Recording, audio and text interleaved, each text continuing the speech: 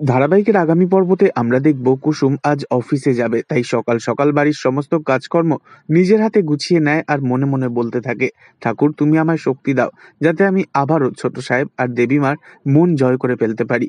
ঠাকুরের কাছে দাঁড়িয়ে হাত জোড় করে মনস্কামনা জানানোর পর হঠাৎই কুসুম দেখতে পায় পাশে দাঁড়িয়ে রয়েছে ছোট সাহেব।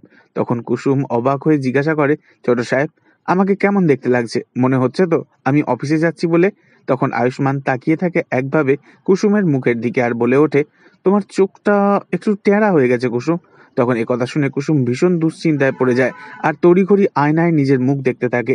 তবে কুসুমের এই অস্থিরতা দেখে শেষমেশ আয়ুষ্মান বলে ওঠে, আমার দিকে তাকাও একবার। এই বলেই কুসুমের কপালের বেঁকা টিপটাকে নিজের হাতে করে সোজাভাবে পরিয়ে দেয় আয়ুষ্মান কুসুমের কপালে।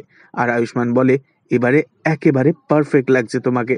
এই কথা শুনে কুসুমের ভীষণ ভালো লেগে যায়। তবে আয়ুষ্মান কুসুমের মুখের দিকে একভাবে তাকিয়ে দেখতে থাকলে হঠাৎই কুসুম বলে ওঠে, ছোট সাহেব, এবার চলুন, না হলে যে দেরি হয়ে যাবে। তখন আয়ুষ্মান ভীষণই লজ্জা পেয়ে যায়। তবে কি এবার আগামী দিনে কুসুমের সাথেই সাত পাকে বাধা পড়তে চলেছে আয়ুষ্মান? পরবর্তী আপডেট জানতে অবশ্যই সাবস্ক্রাইব করে রাখবেন। ধন্যবাদ।